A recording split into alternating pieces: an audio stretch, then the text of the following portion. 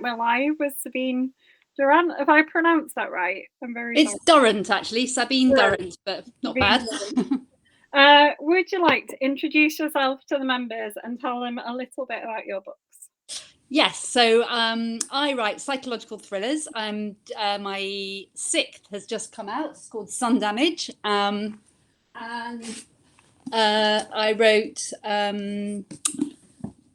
mainly set in London, but this one is set in the south of France, and it's about a con woman who infiltrates herself into the lives of a villa party.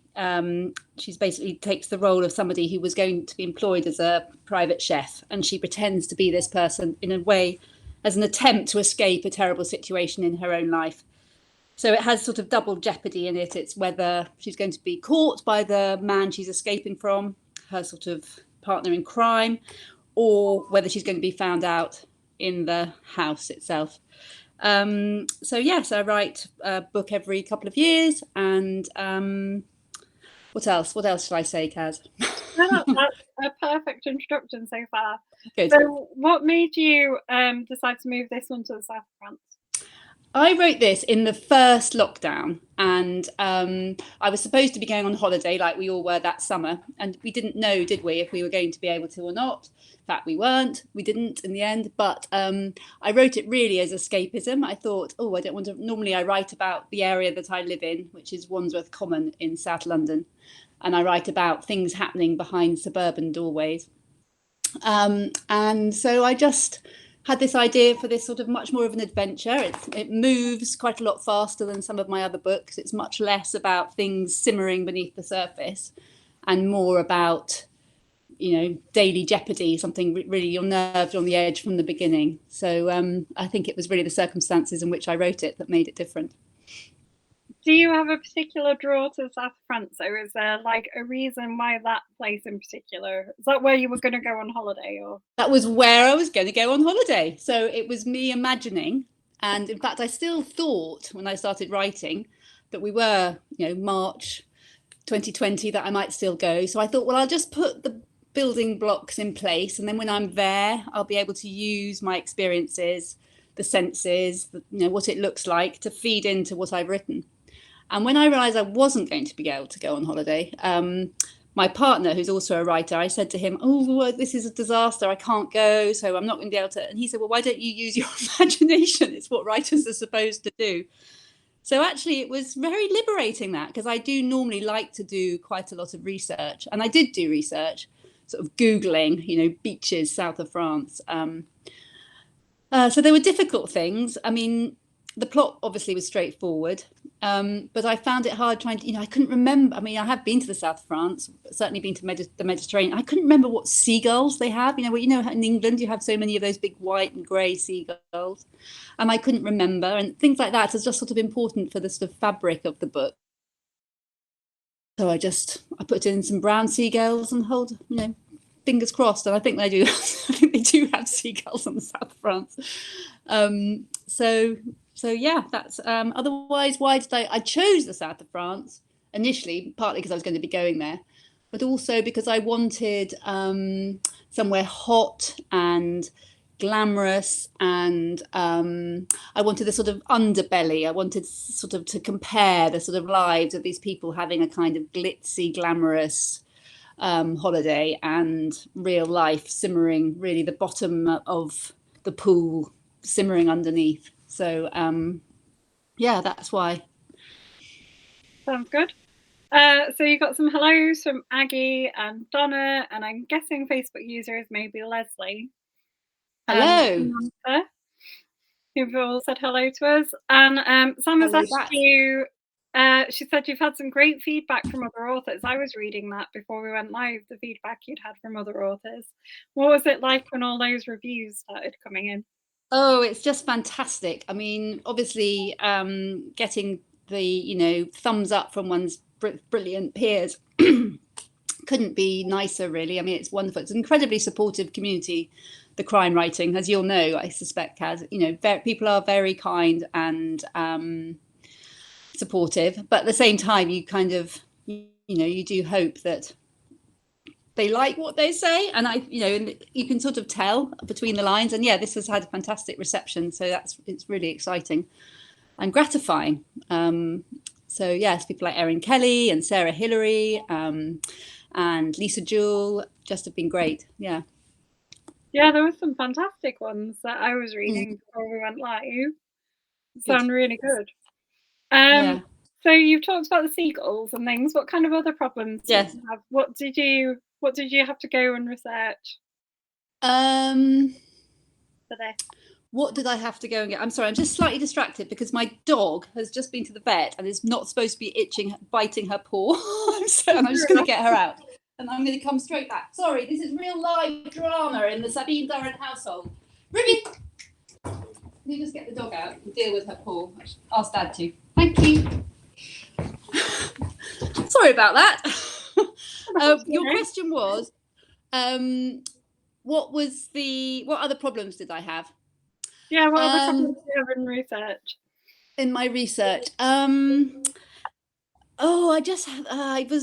the main issue was I was trying to get a photograph online of it's set in an imaginary town, but I did have this particular place called Le Lavandou in my mind, which is where I'd been once before. And so I was thinking, well, I'd like to work out remember what it looked like. And I was Googling pictures of Le Lavandou, but all I could get was sort of postcard pictures of the sea, pictures of, aerial photographs, nothing of what the actual strip was like. So that was really frustrating. But otherwise, it's really amazing how easy it is to get information online. I mean, I can get bus timetables, I could get menus in restaurants. All you do it's extraordinary, the magic of Google. The very first time I started writing psychological thrillers, it was astounding to me how much you can find out about dead bodies, for example, just by Googling, what happens to a dead body after it's 5 minutes after death. Wonders of the internet, really. I mean, and we all got better at that during we? Lockdown anyway, didn't we?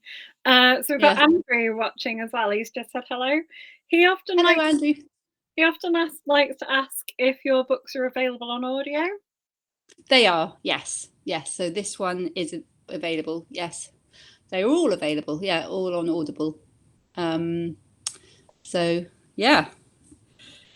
Listen to them. You've been asked about what the challenges are in balancing the tension and suspense in a thriller. That's a really good question, because with psychological thrillers, it's nice to start with a person, a character, a situation that they're in. And often, I suppose, one of the things that is tricky is that I also have a plot and an idea of where I want the plot to go. And I suspect the hardest thing really is balancing what a character, life is quite slow, isn't it? In lots of ways, things happen in roundabout different ways. And a plot you need to get from A to B to B to C in 80,000 words. And I've been in meetings actually, because this Sun Damage has just been bought for TV. And I was lucky enough to have quite a few people bidding for it. And in those meetings, it's so interesting how it hadn't really quite occurred to me how much more time there is in telly than a book, that over 6 to 8 to 10 episodes, you can really dive in and develop backstory and why people are behaving in certain ways.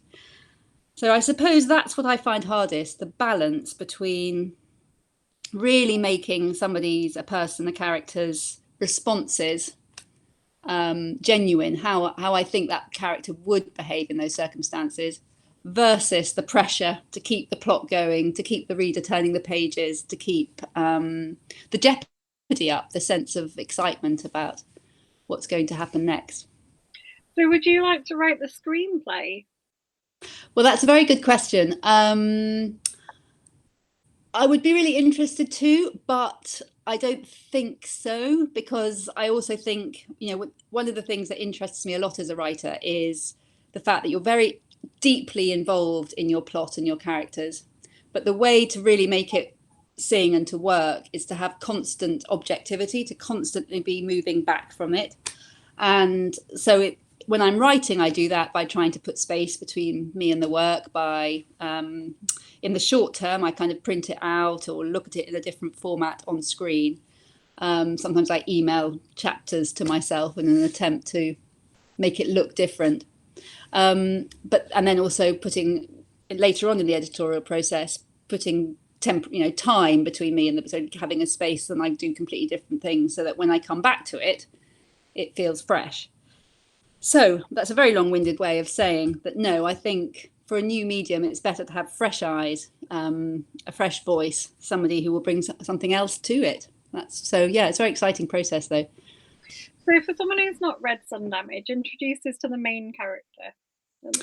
So the main character is called Ali, and she has had a troubled upbringing. We don't find that initially. We find that a little bit later on. She and her younger sister were put in care very young, and whereas her younger sister settled and was long-term fostered and then adopted, she just went from pillar to post quite a lot as a child. So she has the damage of her childhood, and she has a certain sort of something in her character, I suppose, that has kept her moving. Maybe it's her childhood experiences, or maybe it's her nature. Anyway, so she has found herself traveling in, first of all, Southeast Asia, and initially with a hope to kind of gain experiences that might be useful in her life and fun, and then gradually realizing that she's not going to make it without basically becoming a con. And what she does is she rips off the travelers that she's hanging out with. So she is sort of taking revenge on things from her past, but she's not very good at it. And at some point she becomes under the control of an older man who is a much more sophisticated con, and he schools her and teaches her and takes her under his wing. And it's a sort of abusive relationship, a sort of coercive control relationship.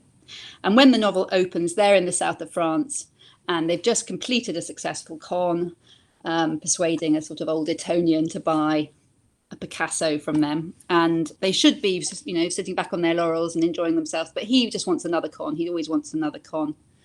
And that's when they see this young woman who has clearly got money, she's newly arrived, she's on her own. There are all these little things that they read in her behavior and her bearing, and they decide to con her. So it starts with this con that goes horribly wrong in the first few pages of the book, and that's when the rest of the plot takes off.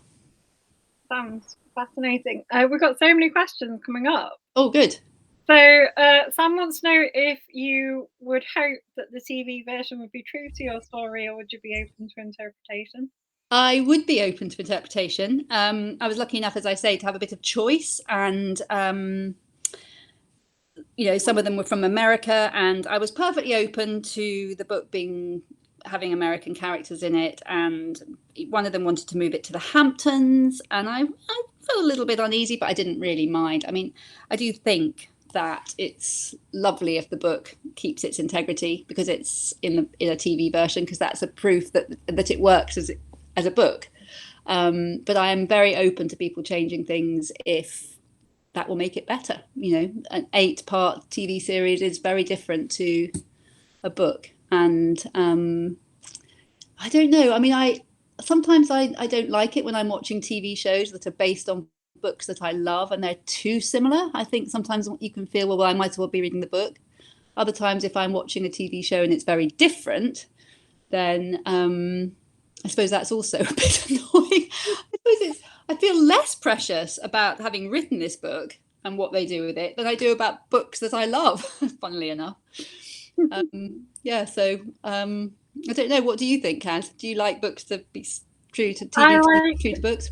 I like them to be true to the book, but if there's a reason for the change that I can understand, I'm okay with it. Yeah, I suppose that's true. If I can see why they've changed it. Yeah, that'd be all right with it. Yeah. Have you had any of your previous books optioned? Yes, I've had the Lie With Me was optioned, although I think that nothing ever came of that. And actually, at the same time as this, my previous novel, which was called Finders Keepers, which was very different and was about the relationship between two neighbours. That's just been optioned too. So you never know, I might have two out at the same time. That would be exciting. I can't not ask another question about Wordle. Yes, so Sam has asked if I'm playing or good or whether I literally do. I mean, it's the first thing I do. And in fact, I even said this morning, I've been waking up quite early because my daughter's got A levels, so I've been anxious about it. And I'd been testing her yesterday, and I had one of those terrible anxiety wake ups this morning when I was lying there at 5 a.m. thinking, do I know about globalization? Sort of testing myself in a stupid way. Anyway, the way in which I got back to sleep was to do the first 2 stages of Wordle, and then to try and I won't give it away because it's only 7 o'clock and people have still got a few more hours to do it if they haven't yet done it. But I had 2 letters and I actually sent myself back to sleep trying to work out where those 2 letters, what the word might be. So yeah, I love Wordle and also Quordle. In fact, Quordle is even better because you can do it over and over again because you can do the practice games. So yeah, I think lots of writers love Wordle. Lots of everybody likes Wordle. Yeah, lots of everybody. I've got to admit, it's one of those. I keep playing it. I forgot until this afternoon. I know, it's so lovely when you forget, isn't it? It's like a little treat that you've got, like a chocolate in your handbag that you've forgotten about. So yeah, I landed very badly and got to the 6th guess before I got the word. So. Oh, I know. What, today? Mm. Yeah, it was I found it today's hard. Anyway, I mustn't say too much. It's giving it away. And all the students at my school are playing it as well. Oh, are they? Yeah, my daughter played it. Yeah, she was furious the other day. There was the bayou. She didn't know what the bayou was. A bayou was. That was made her very cross, even though she's doing geography, as I just mentioned. Anyway, is that thing you learn on geography though? No, you don't learn about bayous. In fact, I didn't. I know it from music. I know it from the song. What song's got a bayou in it? Something has. Anyway, that's how I know bayou. Yeah, that's how I did as well. Too much listening to CCR. Yeah. What else is going on? Rabbit hole. What research rabbit hole have I fallen down? That's from Donna. Rabbit holes. Definitely, there've been lots of those, Donna. Let me just have a little think. I mean, I did quite a lot of it. It wasn't a rabbit hole because I really enjoyed it. Reading about young people who've grown up in care, because I didn't have much of a sense of that, and that was I read a lot of books and articles by people who had, and a rabbit hole I've definitely been down. I mean, sometimes you get I know what was a nightmare with this actually was there's a scene in which there's a sort of chase scene through a French market, and I've been to lots of French markets, but so I should have been able to sort of remember, but I just wanted something sort of different from the French market, not just. It's funny how one's memory sometimes, if you're literally trying to remember something, sometimes you just think about cliched images. I could just think about piles of cheese and lots of people and swimsuit stalls. So I spent ages looking up about French markets and trying to find websites that could show me videos of French markets, and I could only get sort of tourist videos which had backdrops of music playing, so the accordion. So I couldn't really, I wanted the noises and things like that. So that was really frustrating. It's funny how those things actually take forever. Sometimes you get stuck doing research on things like that when actually you're stuck in the book and it's become a sort of yeah, exactly. It's just a reason for not to work at all. Aggie wants to know if writing's your full-time job and what your hobbies are. Yes, writing is my full-time job. And my hobbies. I walk a lot. I read a lot. I watch a lot of telly. And what other hobbies? That's it. Walking, Wordle. I like a jigsaw puzzle. That's quite useful when I'm writing and stuck, to have a complicated 1,000-worder on the go. But mainly it's walking, actually. So I walk daily because I have have the dog with the sore paw, but I also walk with various friends. We go on long walks. I've just come back from the Douro Valley where I was walking with my oldest school friend. But yes, otherwise I work full time, and I make myself work full time. So when I'm actually writing, I get up in the morning and I have to do 1,000 words a day. It's an absolute rule. So it's like a job. I have to do it. I think Andrew had asked you something about that. He'd asked you how long it takes you from writing your drafts to the editor and then to the bookstore. So I started the book that's just come out in March of last year. Probably I didn't really start writing till the end of April, but I was doing lots of intense research. Lots of research. Oh, I'll tell you another. Sorry, I've just remembered another rabbit hole. Watching all episodes of Hustle. I don't know if anybody else on this liked Hustle as much as I, but it was a perfect excuse to re-watch old episodes of Hustle. So I started writing in about the beginning of May, and I had finished it really by January, and then I rewrote it probably till about April. I've slightly gone wrong, maybe March. Then I delivered it, and then since then I've been doing edits for. But I'm a whole year out, aren't I? God, it's terrible how you forget. It just all folds into each other. No, I probably delivered it last year, and then they had the summer to think about it, and then I do my edits till about Christmas, and then after Christmas it's gone. They're dealing with it in the publishing house, so it takes much longer publishing. I mean, that's something you'll know, Kaz. It just always takes so much longer than you think. What are you working on at the moment? I'm thinking about my new novel, and I've got various ideas, and nothing's quite coming together yet. I've got various things that I know I want to go in it, and but I haven't finalised yet the actual fine detail. And I hope, and I'll probably start work on this one in September. So, and I'll have to deliver it in July next year, June, July probably. Do you have a topic that you wouldn't write about? Sorry, what did you say? Is there any topics you wouldn't write about? I don't write really gruesome murders, so I mainly write about the threat of violence rather than violence itself. Like, awful, horrible things happening to children. I could never write them. I mean, hats off to people who manage it with taste and sensitivity, but it's not something that I could do. What else couldn't I write? I don't think I'm not very interested in horror, so I couldn't write about horror. I do think it's interesting, the genre thing, which is that writers these days are expected to write in a particular genre with less crossover than I think in the past, maybe. So I like to think that I am open to a wider range of genres. I always there's a romance in this one. I really enjoyed that, so I'm hoping to write more with the romance in next time too. That sounds good. One of my current favourite questions is what have been your favourite reads of the year so far? Oh my gosh, I've just read this. Wish I'd written it. Read this book called Vladimir by Julia. Let me just tell you who it's by. It's on my phone. It's a first novel by a American playwright, and it's so good.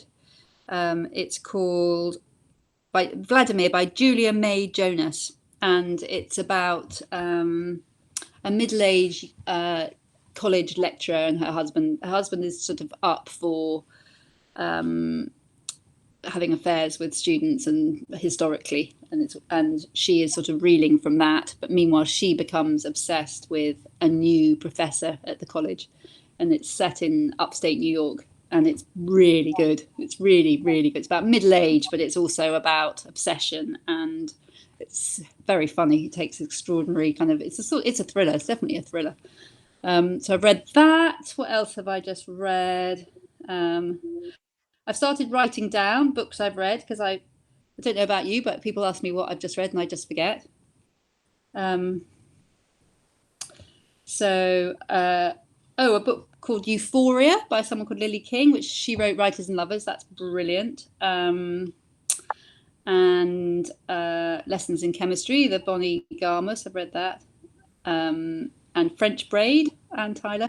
What thrillers have I read? I read Magpie, Elizabeth Day. Yeah, what about you? Caught you out. What about you? What have you just read, Kat?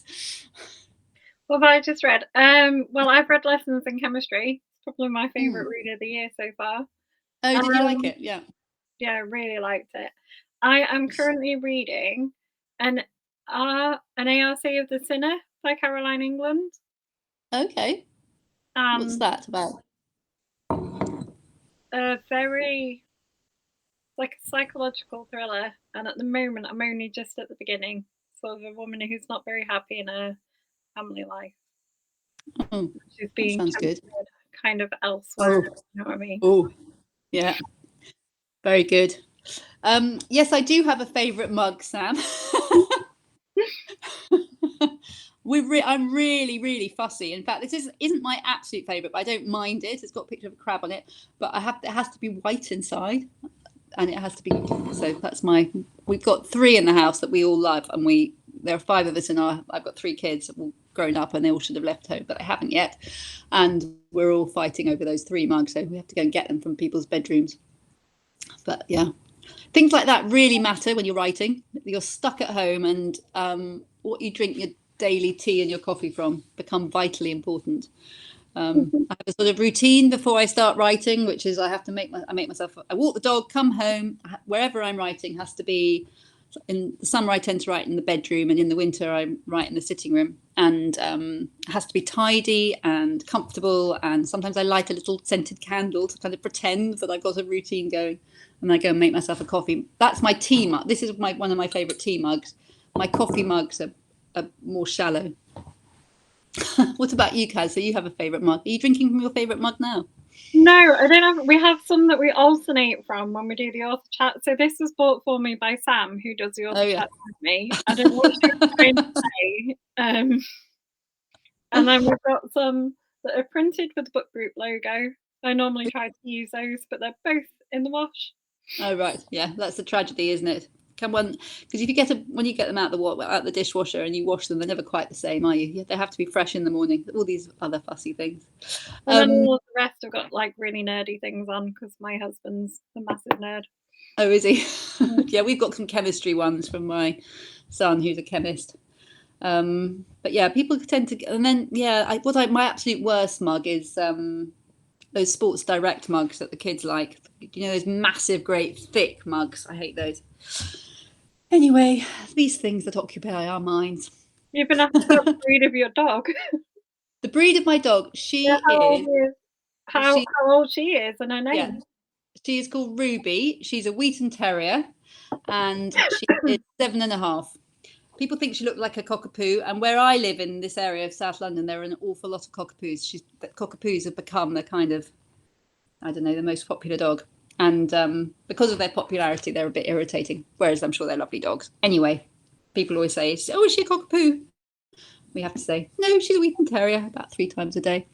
But she's just had her hair cut, and the hair cutter said she's got an ear infection. So I've just taken her to the vet. And not only has she got an ear infection, she's also got a cut from where her hair was cut in the vet. So she's on double antibiotics now. So that's why I had to get rid of her, because she was biting her paw, which is one of the things the vet said she mustn't do. So anything. When my parents' dog had a sore paw, they used to put a little sock on it. And then some tape around so you couldn't chew the. Yes, I know. But sometimes the sock becomes more interesting. So they really gnaw at the sock. And then the other thing you have are those terrible cones of shame, which poor Ruby hates and sends them into a spiral of depression. So anyway, now we've got a dog and 2 cats, so there's lots of comfort in the day. We're all obsessed with our cats as well as the dog. And in fact, when I work, I quite often have to write like this because I've got a cat on me or a dog on me. It's all very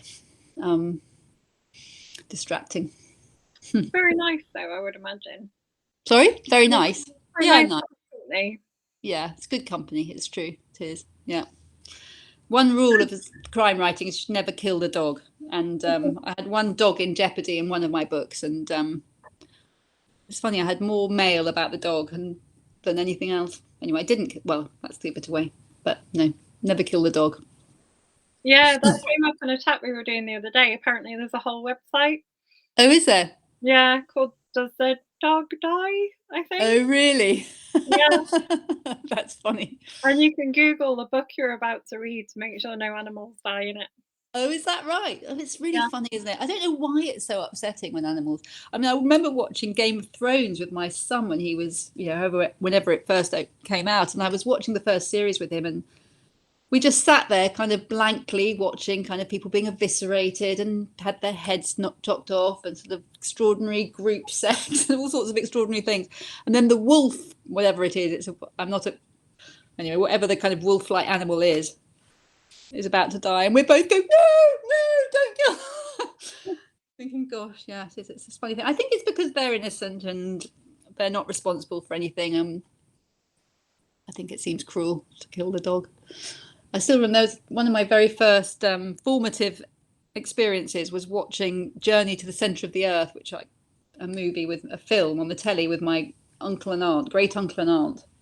And there's a character there's a pet duck in it, and the pet duck gets eaten halfway through and just being inconsolable. So, yeah. So you wouldn't ever kill the cat? Never kill the cat, never kill the dog.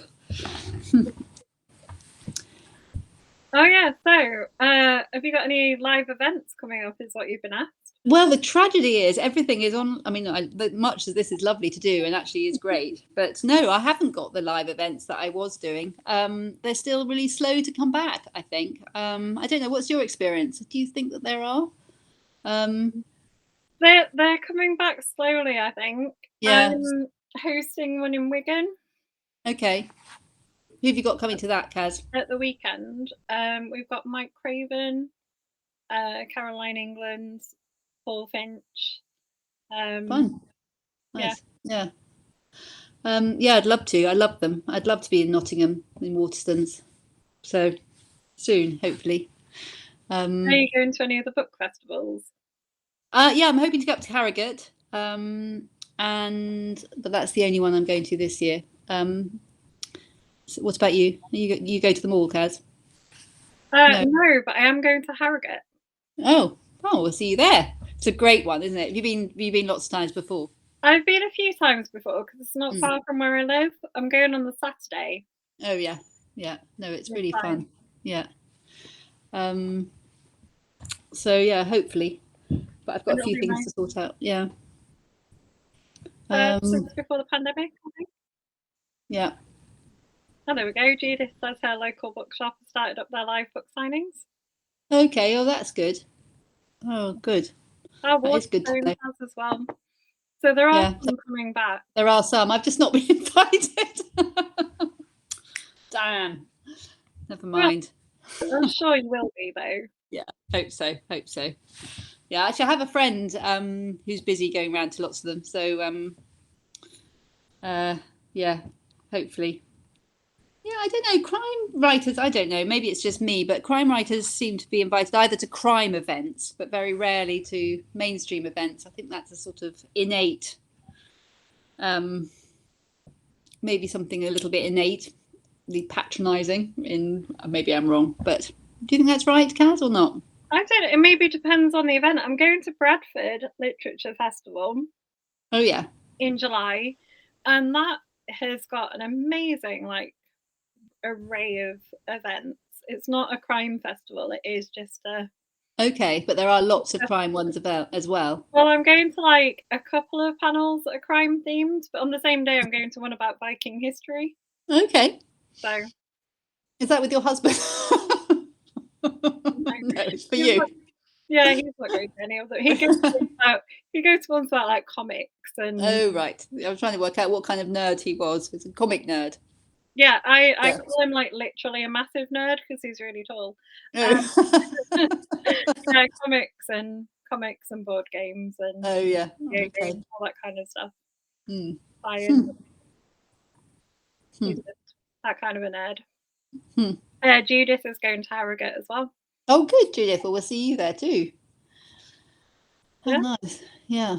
Be quite a few of our members there, hopefully. Oh, good. Yeah, it's fun events. Yeah. God, the thought of being there. I mean, I haven't been there. Well, I wasn't there. I think it was cancelled. It was there last year, but it was smaller. I didn't go last year, and the year before that, it was cancelled. I didn't go last year because I got pinged. Oh, did you? Mm. Sam has asked you what drew you into writing, and then particularly sort of thrillers. Well, I was a journalist before I became a writer. And I first of all I was an editor, and then I was a writer on a newspaper, on the Guardian newspaper. And I then became a writer because I loved being a journalist, but I had small children at that point, and I needed to try and find something that would make my time something I could control more.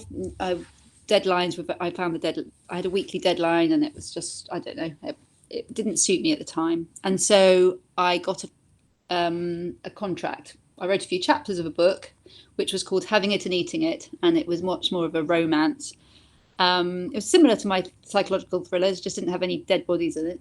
Same sort of themes, secrets, and people finding things out about each other that they didn't want them to know, and suspicion and self-doubt, all the things that interest me, jealousy, resentment. And I was lucky enough to get that published, and I wrote another one. And then I wrote a couple of books for teenage girls, Connie Pickles novels that were commissioned by Puffin. And then I spent a long time writing a novel, and I sent it to my agent, and she just kept saying, I just don't think it's quite right. Don't think it's quite right. And then eventually she said, I just don't think it's what people are buying at the moment. I think the market has changed.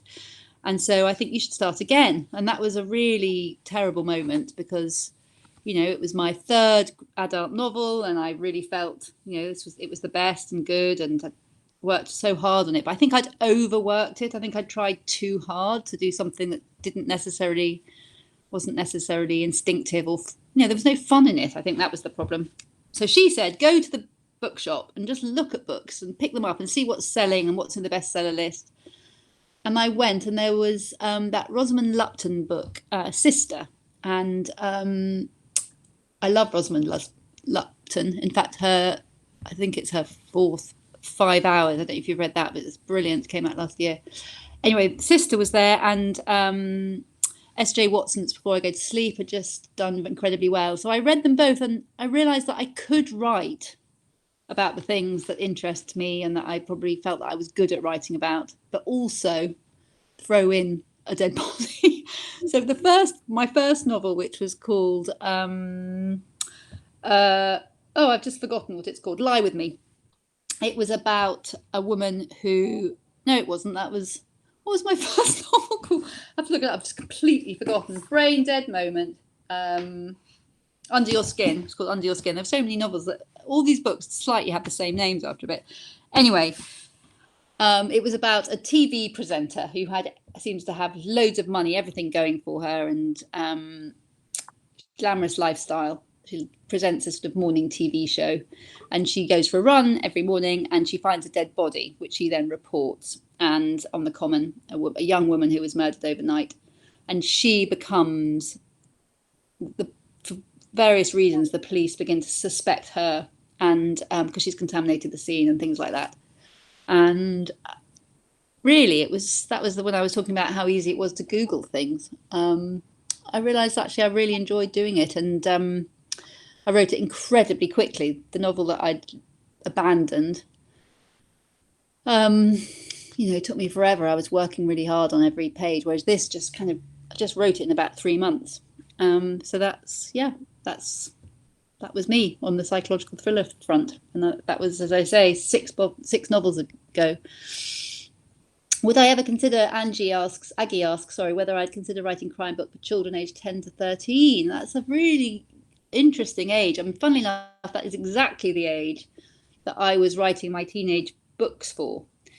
And it's a difficult age because a 10-year-old is so different to a 13-year-old. It's one of the things I found hard, which is that 10-year-olds like to read about 13-year-olds, but 13-year-olds aren't necessarily the kind of 13-year-olds that 10-year-olds should be reading about. So it is a difficult age group. But like, would you ever consider?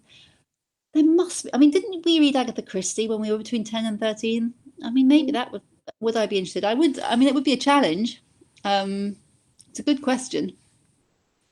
But I know what you mean. There's a lot of things that you don't necessarily want your 10 to 13-year-old to read, particularly in that genre.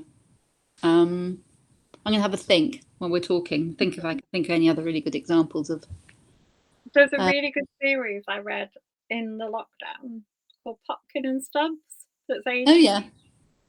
sort of aimed at that market, but it is genuinely terrifying in places. Oh really? That's interesting. I think it's one of those where it's like hinted at, and it's sort of got that Roald Dahl-esque, where like kids like nasty things. Yes.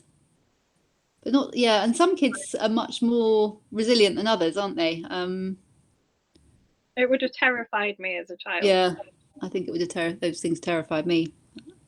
I was terrified by the dead goose. Yeah, interesting. What inspired you to write your like kids ones then, or your teen ones? I have a friend who works at Puffin, and she was looking for a certain. She was just after some kind. She wanted a sort of funny. What did she want? Sort of funny urban book about kids' friendships and early romances. And she just asked me if I'd give it a go. And yeah, I enjoyed doing them. They were fun. But after that, I did decide I wanted to go back to adult. It's harder than you think. That teenage market is a really hard market to write for, I think. And it's a shame there aren't more 10 to 13-year-olds writing for 10 to 13-year-olds. Maybe I could get her daughter to actually write one. That would be I bet it would be a success. I remember that. What's that book? Oh God, Daisy. What was it called? It's written in the 1930s by a sort of teenage girl. I've forgotten now. Again, got too many holes in my brain. One of our favourite book group questions is: have you ever acted out a scene as you've written it? No, but I do this sub-verbalizing thing. I've never acted it out, but I'm always reading it out loud to myself. And when I'm writing, one of my habits is that I started it actually just for practical reasons, because our neighbours had some building work and it was very noisy. So I got some noise cancelling headphones and I started listening to classical music because I thought that wouldn't be too distracting. But after a bit, I moved into other types of music. So I always listen to music when I'm writing. And but I also sub-verbalize. So I'm basically, if you walk into the room, and of course, because I'm listening to headphones, I don't realize how loudly I'm doing it. So it drives the people I live with mad, because I'm basically going under my breath the whole time. So yeah, so I'm not acting out. No, I've never acted it out. But it would be quite an interesting way. I mean, sometimes I suppose I have acted, actually. Having said that, I've done things like time walks, how long it would take to get from A to B. And I suppose that in a sense is acting it out. No, I've never sort of, yeah. You ever attempted to publish like your playlist for the book? Yes, that's not a bad idea. The only thing is that it's they don't have any bearing on what's going on in the book. But yes, that's not a bad idea. This is what I was listening to when I wrote this book.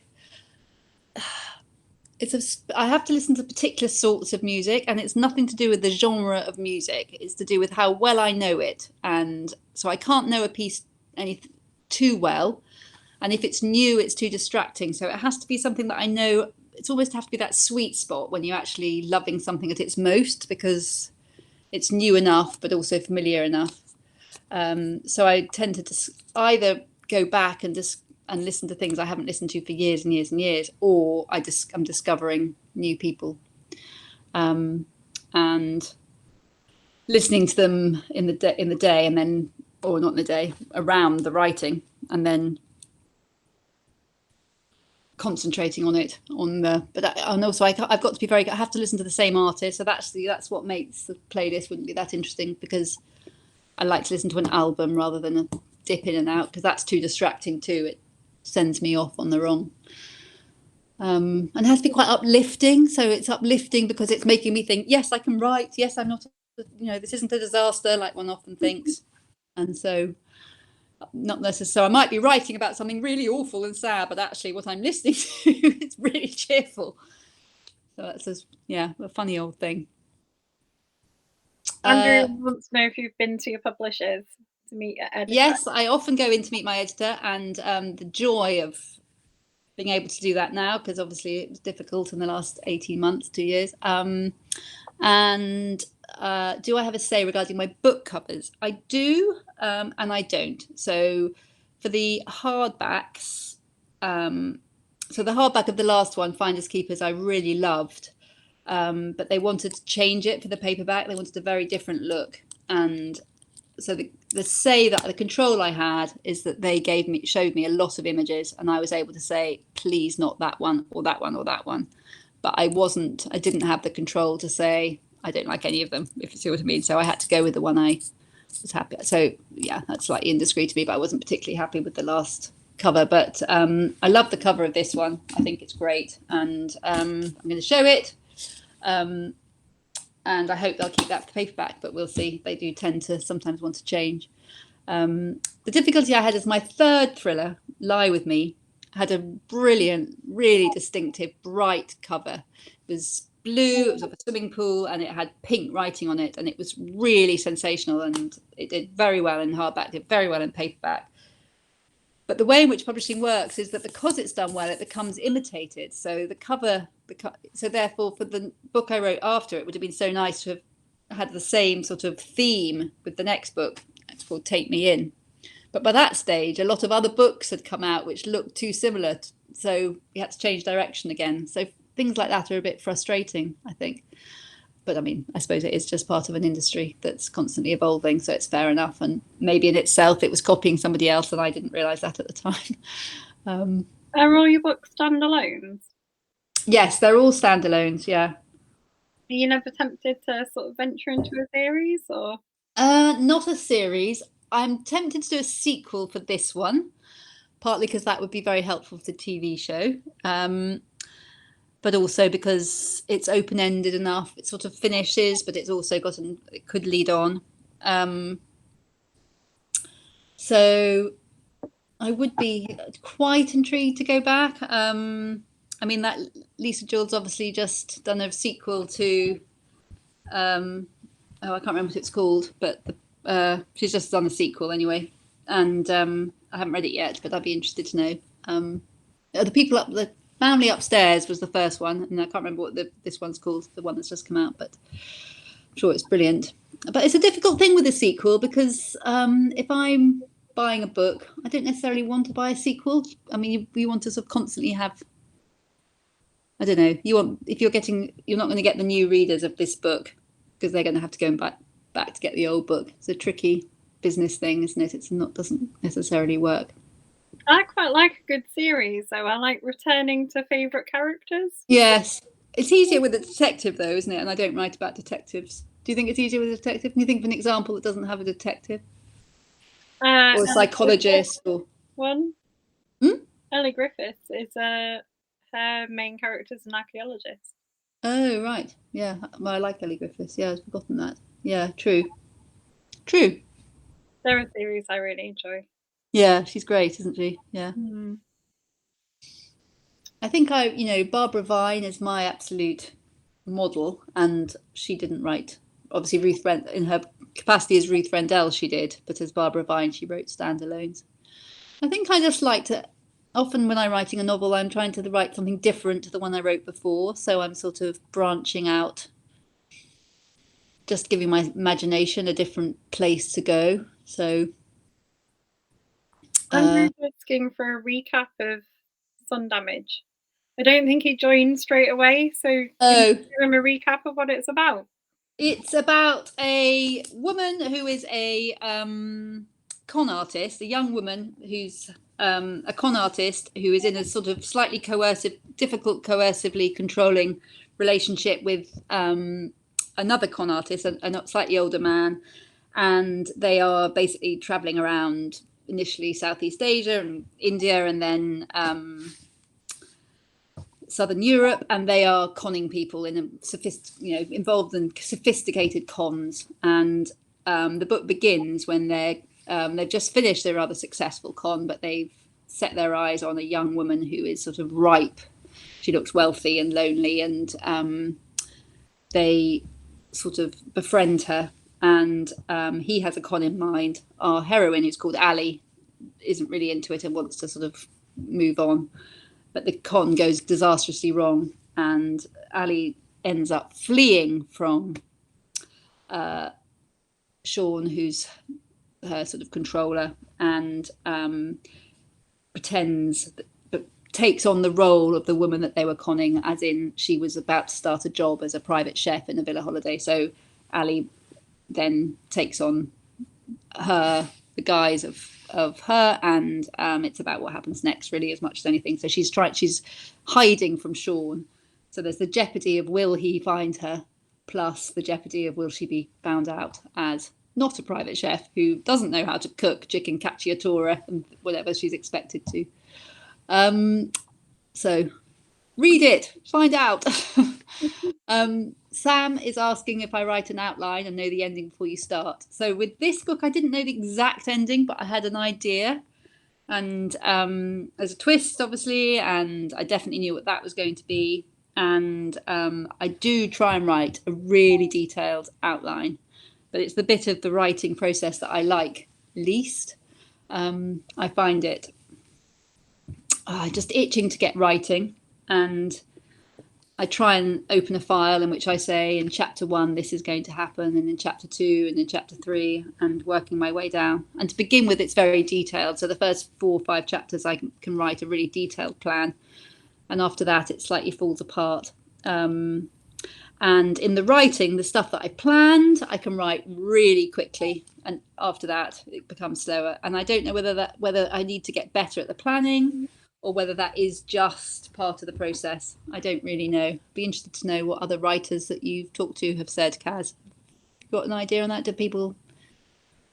We have a wide range of people on the spectrum, from people who are very organized, like spreadsheets and know everything and sort of plot it out in detail, to the people who just sit down and write. Yeah. And see how it ends up. Yes.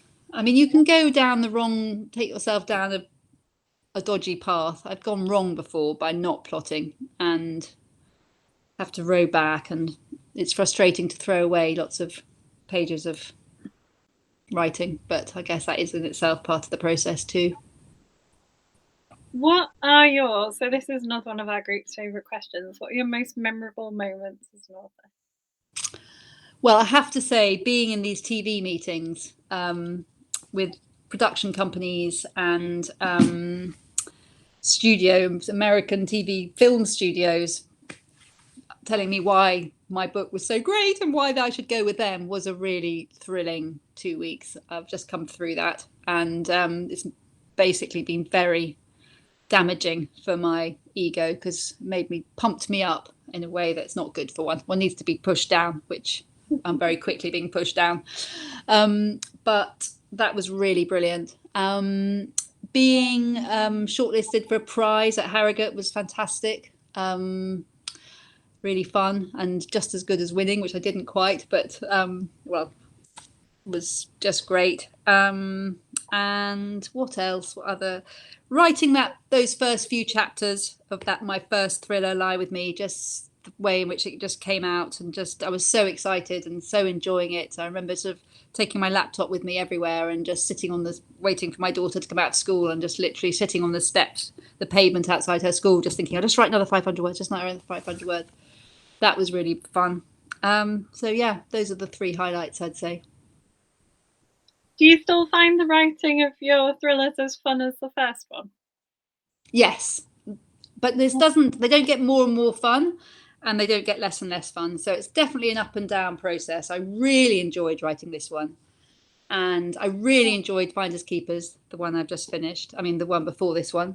And the one before that, Take Me In, I didn't enjoy so much. I think because I wasn't quite as confident with the plot. Lie With Me, the one before that, I loved writing. It was from the perspective of a man, an unreliable narrator who really has lots of objectionable traits. And that was really fun to do too. So yeah, I think nearly, I didn't like the second one was hard. Remember Me This Way. So really the two that I found difficult were Remember Me This Way and Take Me In. Those are the two that felt like a chore. But the others I've really enjoyed. It's good, and hopefully that'll continue as you carry on. Oh, fingers crossed. Fingers crossed. Yeah. And when you go and see the TV series. Yeah, we have to hope it's made. I mean, that's the thing. There's always such a long process, and so many things get bought, and then so few things get made. So I just have to hope I'm one of the lucky ones. But who knows? Who knows? What do your family think of your books? My husband's very supportive. He's learnt really that anything short of this is the best thing you've ever written. Actually, short of this is the best thing I've ever read, is anything short of that won't do as a response. So it's a tricky position for him to be in. And my 3 children are deeply lovely in every way, but have never read a single word that I've written. So not supportive in terms of my writing, supportive in terms of my life and bringing me lots of pleasure, obviously. But no, they haven't read. I think it's really, I'm funny about reading the books of people that I know well. I think it's a difficult process. Every word you're thinking, this is somebody that I know, and I know them very well, and why they've written that, and this is why they've written that, and you think you know more about what's going on in the book than you do really. So I can understand. And also, when I read the first one, they were all a bit too young. They were probably in the 10 to 13 age group. So also there's to read it. Yeah, I'm very happy with them not reading it. There's also a sex scene too, and I thought I'm sure that would be as embarrassing for me as it is for them. You could maybe just put a mark on those pages. Yeah. Read this bit.